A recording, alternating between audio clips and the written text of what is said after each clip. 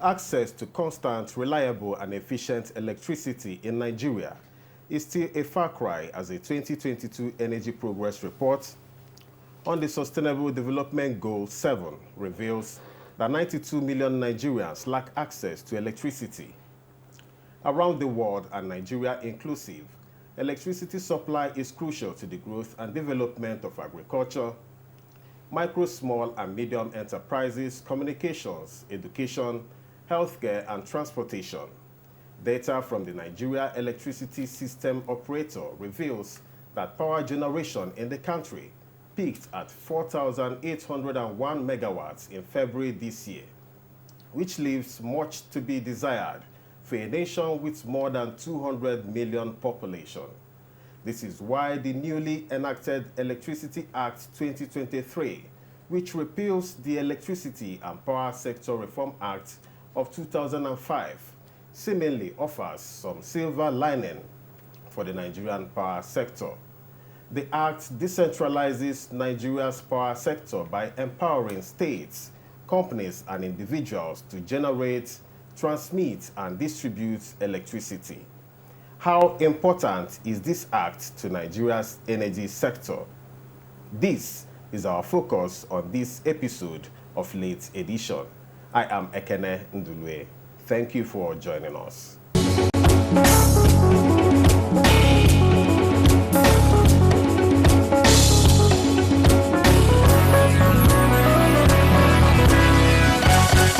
And with me in the studio to throw more light on the issue at hand is Bode Fadigbe.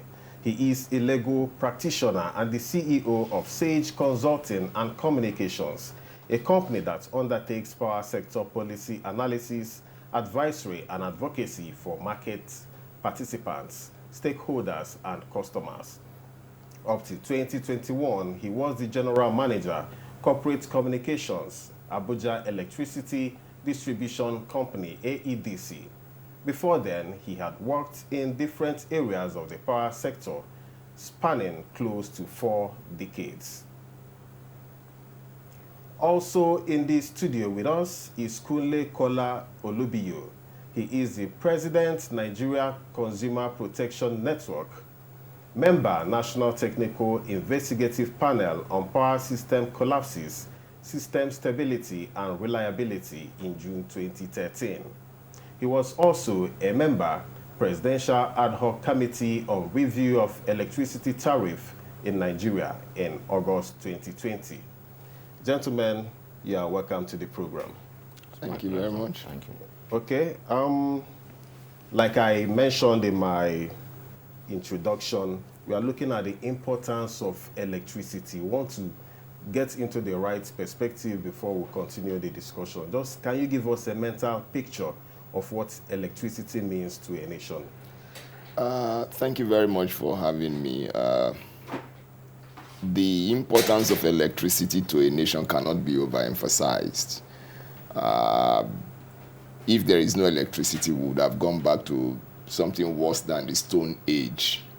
But thank God for those who did the research and brought about electricity, and we can see exactly where we are, whether in our homes, whether in our industries, whether in our schools, whether in the hospital. I just saw a document from a particular tertiary medical facility where they said they cannot afford to give supply electricity for more than 2 or 3 hours, between 2 p.m. and 6 p.m. in a day, because the cost of electricity has gone up, either from the public source or from the private source, which is generator. So electricity is extremely important. It's a catalyst for economic development. It's a catalyst for social relationship. It's a catalyst for even political relationship. Anywhere, any day, anytime, electricity is absolutely important. I mean, look at it, for instance, we are beginning to have electric cars. This was not the case 30, 40 years ago. So it tells you that it is one item in the life of men and women that we cannot do without. How we were able to survive without it in the Stone Age, we cannot even imagine it. So it's extremely necessity is the mother of invention. Exactly. Then they had to invent. It's extremely too important for us to take it for granted. Now, I mean, take for instance when you are driving home, and there is, I mean, maybe you are sad for one reason or the other. You have that emotions, and there is pass as you are driving home, and then there is no power supply. The burden seems to be removed. Yeah. But if you are happy before and you are driving home and supply suddenly goes on, so oh my God, that never happens. You become a bit unhappy about it. So that tells you that electricity even affects our mood. Our psychological makeup is affected extensively by electricity. So it's an extremely important, whatever source we are going to get it from, whether from the grid supply, whether from solar, whether from nuclear. What is important is that you can get into your house, you can pinch the wall, you can light your place. There is winter, you can heat up the house. There is summer, you can make the room cold, you can get cold water to drink, you can preserve your food, you can preserve materials in the hospital. There is a certain level, even up to defense. There are certain type of equipment that must be at certain temperature.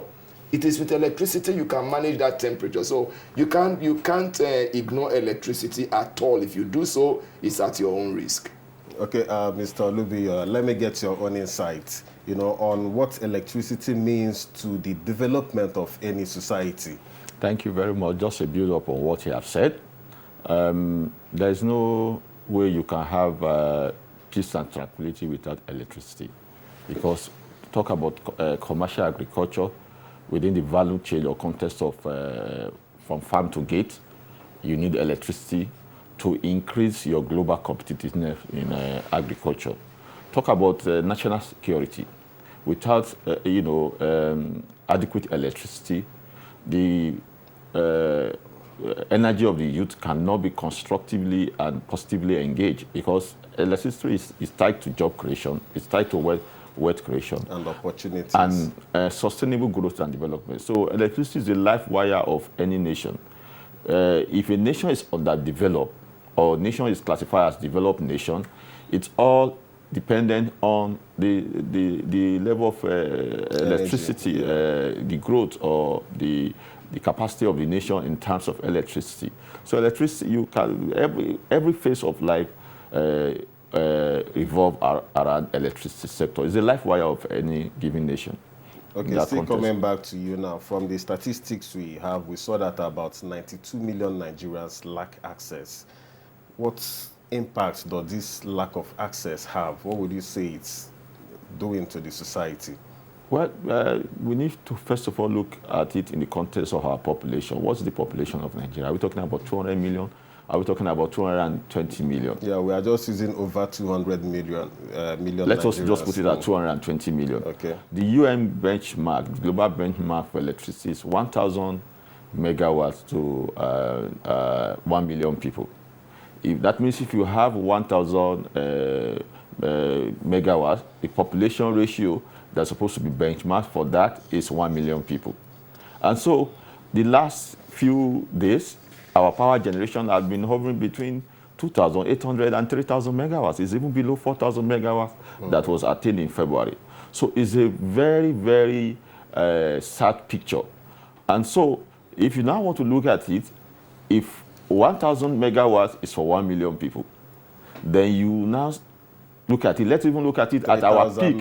4,000 megawatts or 5,700. That means it's 5 million people. So take 5 million people from 220 million.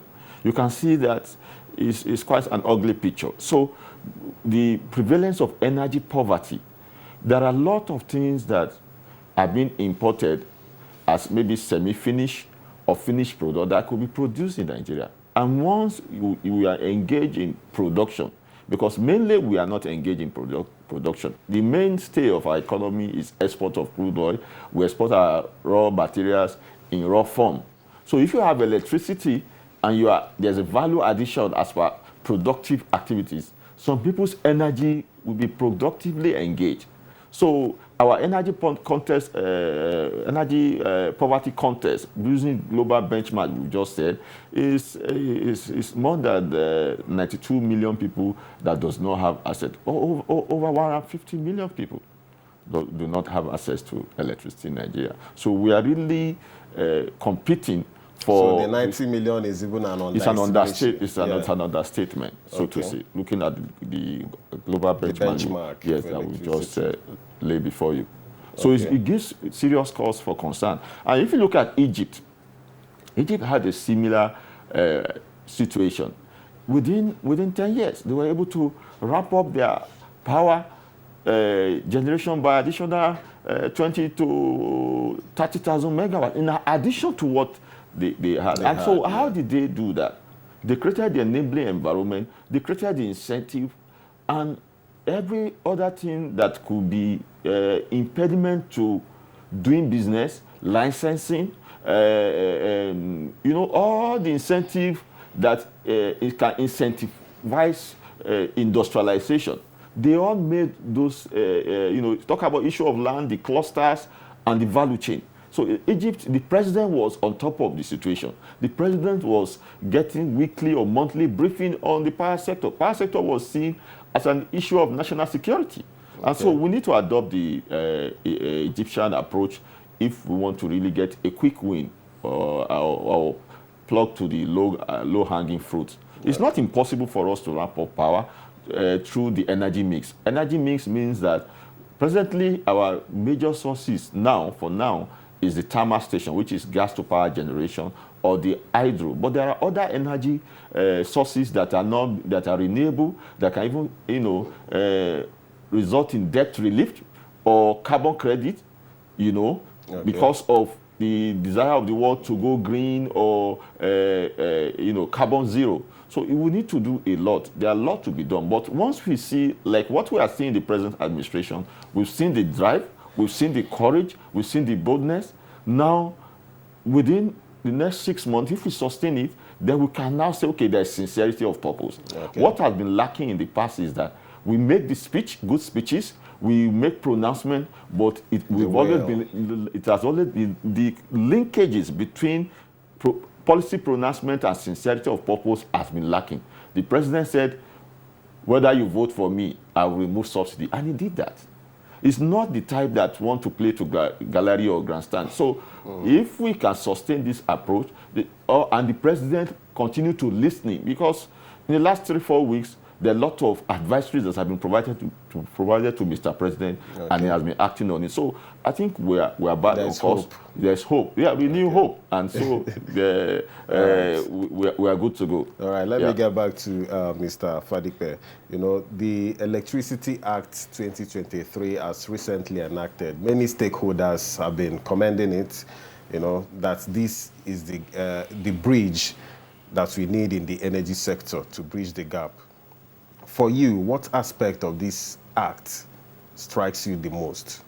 Well, not just me, but indeed a lot of power sector analysts and commentators, stakeholders and people of concerned interest have come up to say that the fact that states have been brought into the power sector equation is a fantastic development for which we must applaud government, for which we must applaud the legislative arm of government for taking that bold step to ensure that what had been a problem even in the regional days, because I remember reading an article by a speech by late Chief Obafemi Awolowo, where he wrote to the federal government to say, look, allow electricity to be in the concurrent list so that regions can also pursue their electricity mandate at their own pace. Your pace is rather too slow for us. We cannot move at this pace. Unfortunately, that did not happen. Bola Ahmed Tinubu, who is currently the president of this country today, tried to do it when he was governor of Lagos State in 1999. Unfortunately, it still did not happen. And between 1999 and date is a lot of years put behind us. So if we now have that opportunity for states to come in, then that's a fantastic thing. Not just states alone, even private individuals. For instance, for as low as 1 megawatt, you don't need the license. You don't need an approval from the regulatory agency. That's the Nigerian Electricity Regulatory Commission. You don't need the approval to generate up to 1 megawatt, which is fantastic. You could take a small village or a small an underserved area or an area that is not served at all, and then bring your facilities there, generate electricity for that level of people, and then light up the place. So one of the things that it will do is that it will, hopefully, over a period of time, the pressure on the national grid is expected to come down. And when the pressure comes down, we can then channel that energy from the gas-fired station, from the hydro-fired station, into productive efforts. We can take off our residential accommodation. For instance, the structure of accommodation in Abuja admits of estate structure. So people can go into those estates. If the estates need more than 1 megawatt, they will require license from NEC. But if it does not need as much as 1 megawatt, then of course they can just plan within the estate there and provide electricity, and then you are reducing the pressure gradually. So, but if states now choose to go into the upstream, downstream side, upstream side, which is generation, of course they can also partner with foreign investors, if they will bring in their own money, because we know what happened with the privatization, where they said they were bringing in foreign investment, but it was from this country. They also borrowed money, and that's why you see a lot of banks now becoming owners of the disco, which is incongruous. However, another advantage that we'll see in this one is that now for generating companies that are even existing currently, that are talking about stranded generation, of course they can now partner with state governments and local government, as the case may be, if they have the funds, so that if they can now construct their own, if they can then use the existing transmission line within their within their own area of jurisdiction, subnational jurisdiction, to now transport and then build their own distribution line, because distribution again is a major challenge. I know that by the time you take care of safety issues, you can run a parallel distribution line. We are doing it in Jos, and I'm not aware that everybody in Jos has died as a result of running parallel distribution line. It's already happening in Edo State. I'm not aware. I think Jos has 2 distribution companies. Nesco, which had been in existence for God knows when, and then the Jos Electricity Distribution Company, and the two of them are running side by side. In fact, they run into the same home. Yes. And once this man switches off, you go to the next man. So you're almost having 24/7 power supply. And that has been on for a very long time without issues. Very long time. For a very, very long time, that has been on. Of course, we can understand why that is that. Because of the just weather, you had a lot of foreigners moving into that environment and using that environment like their own place. So you have the same thing in Edo State, where is it Osisioma also, that is also running a distribution network of its own, giving. So you are gradually creating the real competition that we have seen in the telco, because what we are seeing what we have currently in the post privatization period is private monopoly, which is not completely different from what we had with public monopoly. There's no competition. So the power sector, especially at the downstream end, was just doing whatever catches their fancy. Customers are tied to them. The alternative that we have, unfortunately, has even gone outside our reach, which is I better pass my neighbor. To even install solar panels now, I mean, it requires a whole lot of money. It requires you to take loan from the bank. So I think the new act is a fantastic thing. It's coming at the right time. Is a round peg in a round hole. And luckily enough, we have a government that has said we will tamper with the power sector. We will touch the power sector, because without the power sector, the economy cannot be let loose. And unless you expand the capital base of this economy, we are not likely to live where we are. So I think it's a welcome development, and I personally applaud the efforts to bring it to this point. Okay, Mr. Olubio, we know that the demonopolization of the power sector is one critical aspect of this Electricity Act 2023. How does this go to improve the situation? I want to get your own insights. Well, thank you very much. Like he has said, before now, the issue of bulk passing was the order of the day. The state could naturally say, okay, we want to do this, we want to partner, and because everything has been domiciled or rested on the shoulder of federal government. Now we have taken away the issue of bulk passing, and another salient point is competition. Monopoly anywhere does not give. I'm representing consumer, and what we've experienced is from state monopoly to private sector monopoly. We have not had the option of choice or alternative. If you are not satisfied with Disco A, X, Y, Z, you switch to the you can next switch one. to the next. Like I said, in Jos, in Bini, in where again, Aba, ring fence, we have the one by Geometric. We've seen the level of competition that has been able to bring to fore. But that competition to us is what we think we even go beyond that. Like in the last 20 years, we've witnessed a lot of youths after their NY compulsory National Youth Service Corps, if they are posted to places, big cities like Abuja, Port Harcourt, and Lagos, and what have you. Even when they finish and they don't have work to do, they don't want to go back to their villages or rural areas. So this particular act and the constitutional alteration, which is just complementary, we halt to a great extent rural-urban migration. The drift in rural-urban migration will be halted because, for example, the National Development Plan, you know, those days we used to have National Rolling Plan and Development Plan. So if we come up with National Development Plan for power sector, we have in each state 3 senatorial districts. We can target locations in each senatorial district to have industrial cluster or industrial park.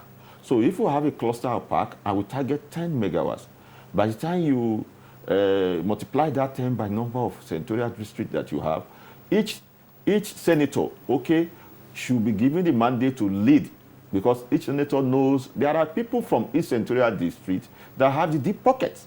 Once they do the business plan and they know this is viable, they can have off-grid generation and create industrial park or industrial clusters. And so, as a prototype, and investors will come and key in once they are guaranteed of security, once they are guaranteed of access to land. There are components of this development indices, the new normal that the state have to provide. The state have to make access to land very easy, give fiscal and non-fiscal incentive like tax holiday and what have you. Once that is done, there will be the role of federal government. Like he said, the places that have two distribution companies. No, there's what we call the grid mix.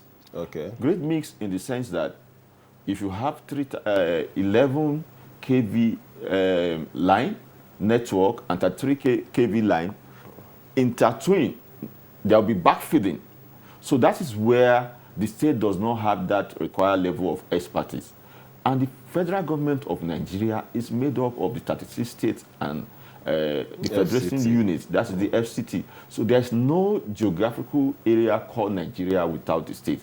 So it's like a father having children. So what the nation will now have to do is to collaborate with the state in the area of technical expertise so that they can manage the issue of misgrade, so that there will be delineation in between the management of the network. Because there will be places where the network may run parallel to each other. So the management in electricity, whether it is federal or state or local government generated power, once the issue of health safety and environment is compromised, electricity does not know the electron does not know the issue of electric act or constitutional alteration. That's the issue of safety culture. Now that is where the federal and state will now need to collaborate to make sure that the area of delineation as per network, as per management, there are issues that got to do with regulatory ecosystem.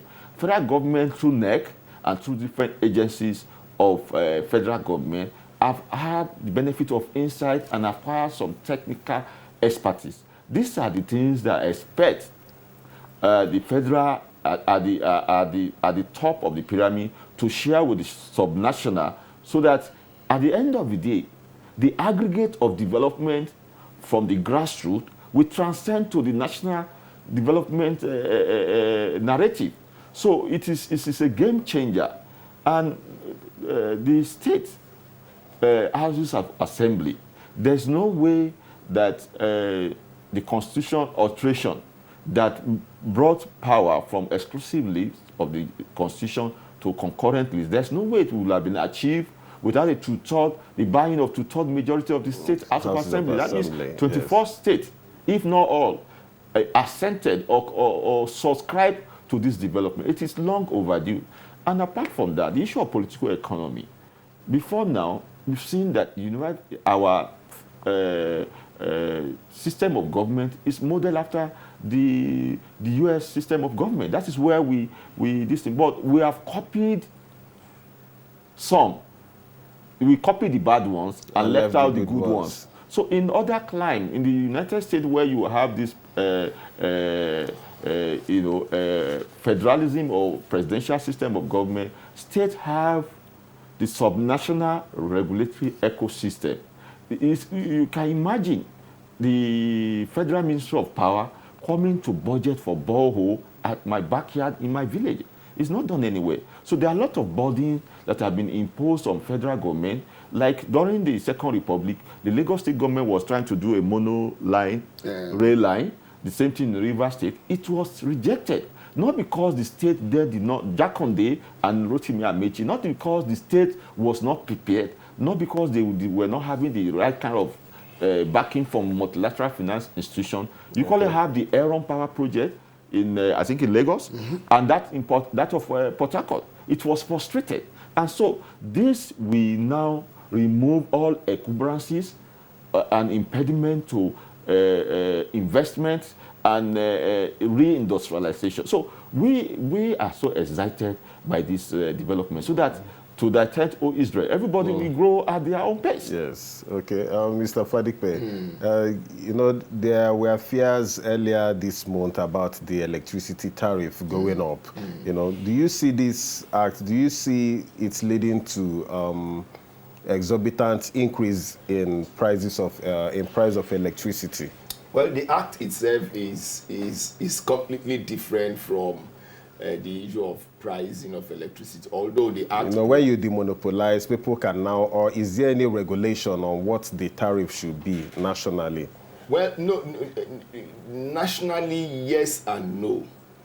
Now, to the extent of the states that have not enacted their own electricity law, because even the act says that until you enact your own electricity law, you are still under the control of the Nigerian Electricity Regulatory Commission. That's domestication of the... Yes, domestication of the act itself. States are expected to domesticate it. Until you do that, the NEC at the federal level will be controlling you, so that if there is, apart from that, if there is cross-border trading, NEC will also control you. So, and NEC has the responsibility to fix a price. I don't know the extent to which, given our current trajectory, I don't know the extent to which NEC can continue to fix the price, because I'm looking at a situation where we even get to the point where it will now be market forces. Before we get to that point, yes. Let's quickly take a short break. Okay. Okay, this is where we take a break on Late Edition. The program continues shortly. Stay with us. Let's blow your trumpets. Advertise on NTA News 24, located at the headquarters premises of the NTA, Area 11, Garki, Abuja. Our rates are affordable. Our reach is far and wide. News and more news.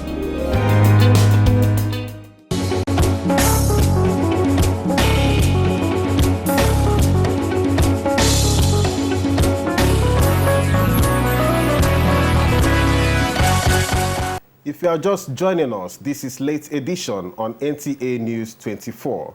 My guests are still here in the studio. Bode Fadipe is a power sector policy analyst and consultant. And Kunle Kola Olubiyo is the president, Nigeria Consumer Protection Network. And we have been looking at issues around the Electricity Act 2023. Okay, before we went for that short break, you were trying to make your point. Yes, I was trying to say that with the states, unless we get to the point where market forces are allowed to determine the cost of electricity per unit, the NEC, Nigeria Electricity Regulatory Commission, still retains the power to determine what the cost of electricity will be. And I envisage that for states that are going to enact their own law, that provision will also be there, that their own local NEC will be the one that will fix the price. Otherwise, it therefore means that maybe we are going to have a situation where market forces will do that.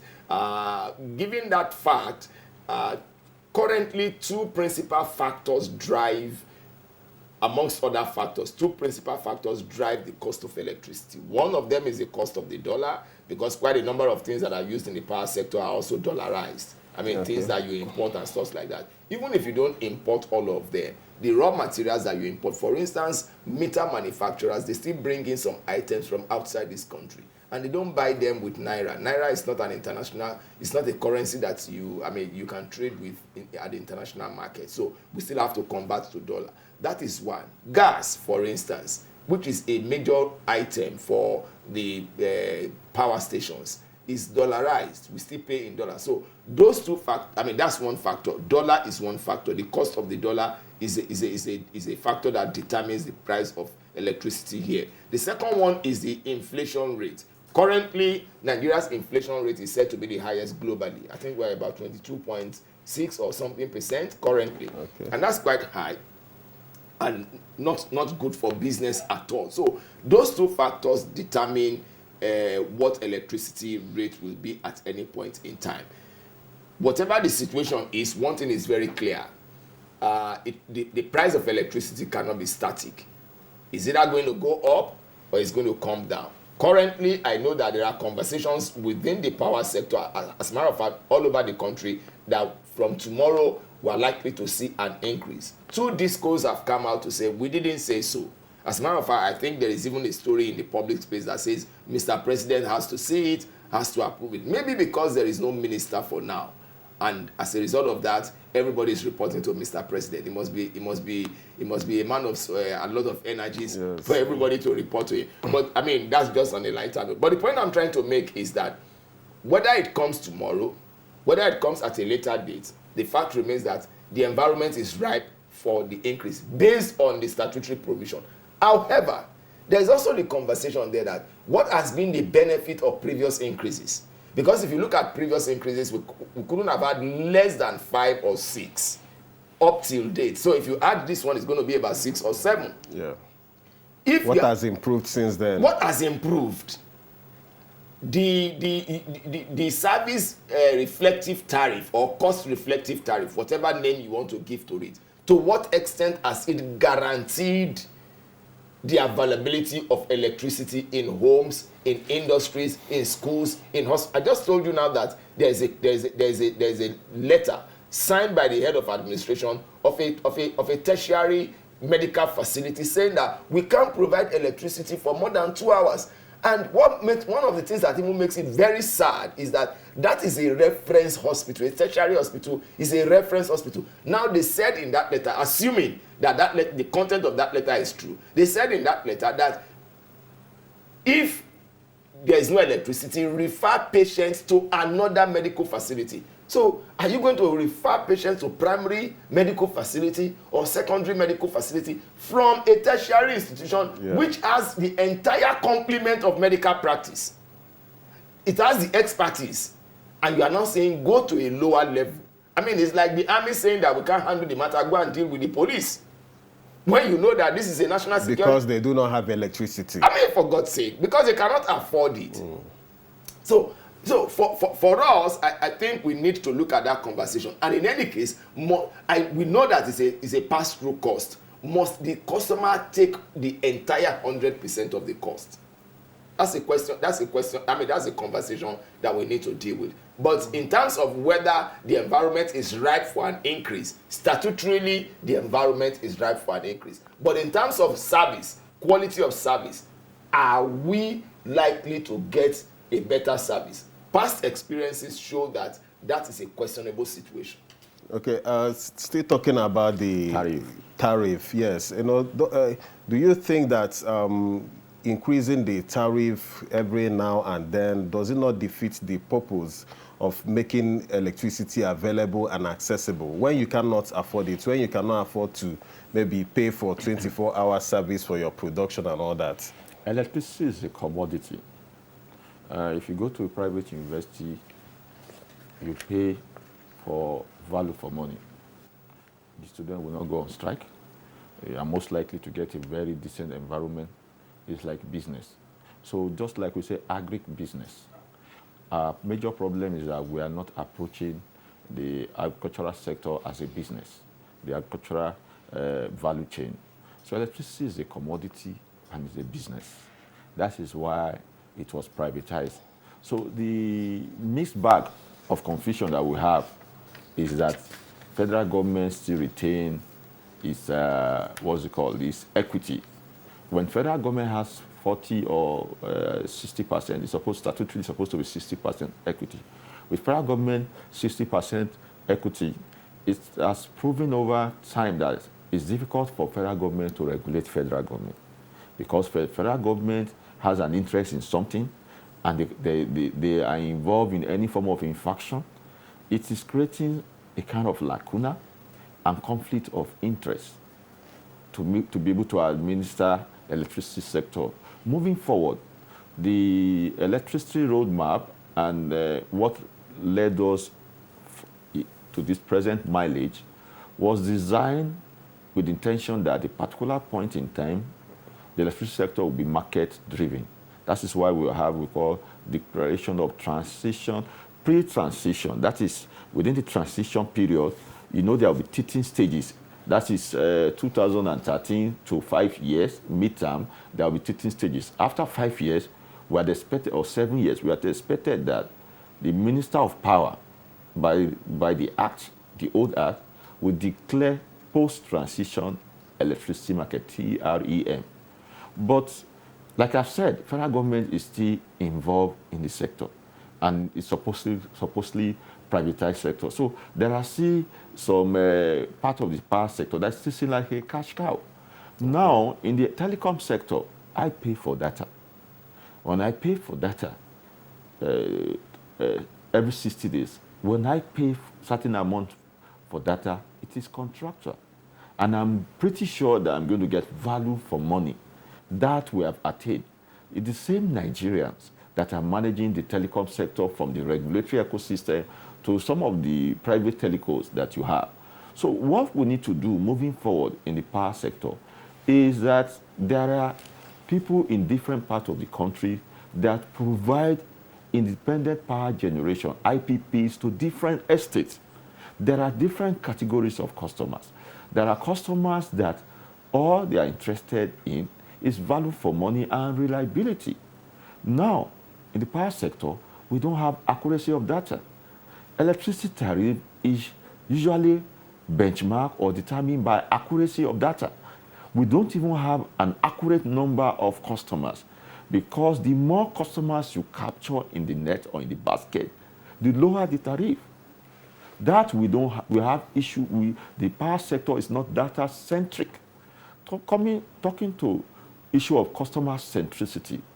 Now, before 2015, before 2013, the price of electricity per kilowatt hour was less than 12 naira.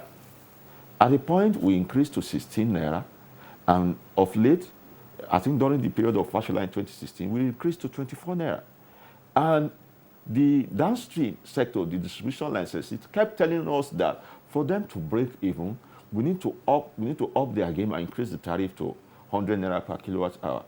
Now, with the calculation, the last tariff was benchmarked at about 400 naira official rate to $1. Now, we have a free fall, market driven. The federal government is not ready to do Father Christmas. For people now to just sit down in their houses, they allocate dollars to them from central bank and they do round tripping, which was doing a lot of damages. Federal government say, look, come, reality.com. Let us allow the naira to be determined by market prices. Okay. So having said that, these are indicators, like I said, the exchange rate volatility, haven't used 400 before and 760 now, or 780 as it were. Definitely, this will impact on cost of production. So the issue of increase in electricity tariff is inevitable. That is one. He has talked about the inflationary trend. He has talked about the appropriate pricing of gas. We produce gas in Nigeria, but our major concern has been how to have money in our escrow account, foreign account, abroad as a nation. There are some of this money or custom duties or taxes that we are managing the economy in the wrong way. If gas is produced in Nigeria, there's an OPEC quota or benchmark that says 50% for export and 50% for domestic gas obligation to fire the economy, to reflate the economy. Now we are interested in what, just like somebody looking at his or account balance, we are interested in what our foreign account balance will look at, not looking at the implication. When you import some of this equipment, the total cost of production, we're talking about benchmarking take place for tariff. When you import things to Nigeria that is going to be used, apart from labor, that is the workers that is paid in naira, every other thing is dollarized, like you said. When you import things to Nigeria, how long does it take? There are allegations that there are deliberate design by those at the port, be it custom, all the multi-agencies, to frustrate the ease of doing business at Nigerian port. Port congestion. You import things that are supposed to use within a short time for the day-to-day operation of the power sector. They get them deliberately delayed at the port to create demurrage, because they are looking at, just like the Federal Inland Revenue, just like the Customs Service, federal government give them target. They are looking at how to impress, how to impress the leadership, the president, that, oh, we have surpassed our target at the expense of the economy. So it's a give and take. When there are electrical equipment that were imported at the port that were meant to improve the lot of the power sector, especially the transmission infrastructure.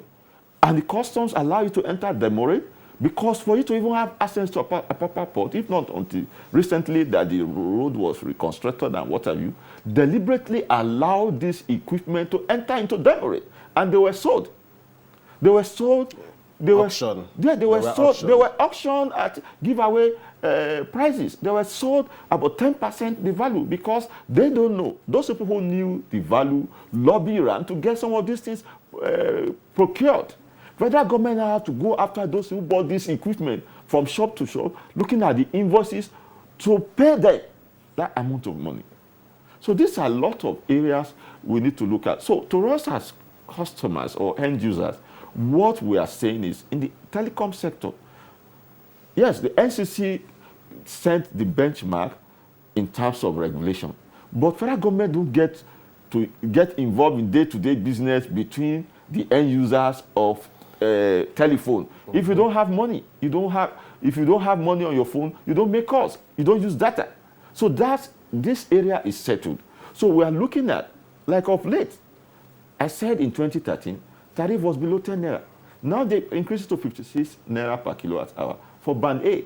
And they gave us a number of hours that will get electricity.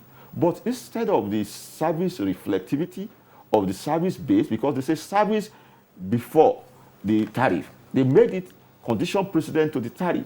But what we've been getting of late is reflective tariff. Okay. Because every day you say, oh, our apology, due to obsolescence of infrastructure, our cable has ruptured, we cannot give you supply. We get it every now and then. So if the time the tariff was less than 12 naira, we were doing 4,000 megawatts.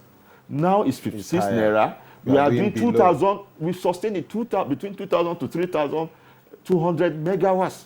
So the issue of ramping up power, there are a lot of issues that are involved. The issue of load rejection, the issue of metering, there are a lot of issues that we feel that the regulator, in doing consultation, consumers' voice must count.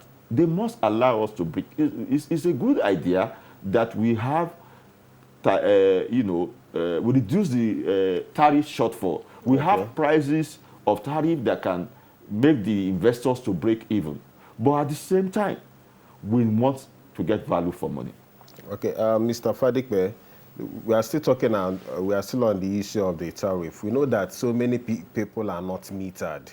You know, there are some people that are still being taxed on estimated billings, you know, without even knowing whether they have light or not. Maybe you don't know how many hours they had light for that month. You just get flat rate of 50,000 naira for a flat. You know, this goes on and on. What does this new act say about protection of such consumers? Well, not directly in terms of the act, but it gives NEC the power to make sure that the service provider is protected and the customer is also protected. The investor is also protected. But narrowing it down to the consumer or the customer, as the case may be, I think that responsibility must be emphasized very clearly. One area where we have seen a lot of regulatory indolence is in the area of metering. I mean, taking it historically, if you come from pre-privatization where we had what is called CAPME, I hope I can clearly spell out that word, credit advance payment for metering infrastructure. Now, that's policy allowed customers to advance money to the DISCO, and then the DISCO will pay over a period of time with a 12% interest because it was seen as a loan. That policy ran into the early life of the Fashola administration as the head of the power sector then, until it was stopped, and then DISCOs were asked to take up the responsibility. They still could not meet up the metering requirements. And then we came up with MAP, which I dare say that is one of the most fantastic metering policy I have seen in this country. And I give it to, because I was fully involved in it. I saw what was happening, and records showed that Abuja Electricity was the best in the country as at that period, because their metering program was going on very well. Within a day or within 2 days, they will applying. They meter you. As a matter of fact, they were taking the meters to the customers. All of a sudden, the regulator came and said no, and then they turned it upside down. And then we now had National Mass Metering Program, Ground Zero, Base Zero, all kinds of names. And that's why, I mean, apart from electricity penetration, which my colleague has shown very clearly that we may not be servicing more than 5 million Nigerians. In the area of metering, I'm not aware that we have, the last data that I saw from the regulator was 48% of Nigerians being metered. Okay. What about the balance 52%? And that's a major reason why the sector is complaining about liquidity, because there are so many people out there who are stealing electricity, apart from those who are on estimated billing. That one is even another problem entirely. Customers are complaining. Look, this is where I live. You are a journalist, for instance. I know that one of the things you suffer as a journalist is that you hardly stay at home. Sure. Now, assuming without considering that you are the only one that is in that house, your family is not here, you are out from morning, you get back home late. especially for a broadcast station like your, or even if you are in the print, by the time paper is going to bed, you may not close until about 8, 9. Very late in the night. By the time you get back home, you barely can take dinner. You just hit the bed. How many hours is this electricity available to you? That is even when it is available. Now, when it is not available, everything is calculated together, and you are presumed to have consumed 50,000 when you did not stay at home, when the electricity was not available. So the issue of metering, which is one area we feel very strongly that there has been regulatory indolence, putting it mildly, is a major concern. We expect that this Bola Tinubu administration will take the bull by the horn and remove every kind of clog, federal government clog, inefficiency on the part of the market, so that we can have a radical metering program, almost like the Cement Amanda case, where the whole place is flooded with meters. Okay. People have advocated for a free market metering policy where, like your SIM card, you just walk up to the market, buy your meter, and then take it to the service provider, ensure that it is properly calibrated, and you install it there. If you lose it, you go and buy another one again. So if you buy a fake meter, if you buy a substandard meter, it's on you. It's on you. If you use it with it, if you plant it today on in your house, and then they power it and the thing blows off, there would be clear-cut agreements that if anything happens to this meter, you will take responsibility, including burning down the house. But let it be that there is a meter there that is acceptable and agreeable to the software back-end facilities of the disco, and they can recover their money quite easily. I know that in the current act, if you steal electricity, it's as much as 14 years in jail if you are convicted. So metering must be one of the areas that this administration must be able to crack alongside every other issue that surrounds the power sector. All right, thank you very much. Mr. Olubiyu, we know, like you mentioned earlier, Nigeria has so many beautiful policies. We are very good at that. But issue is implementation.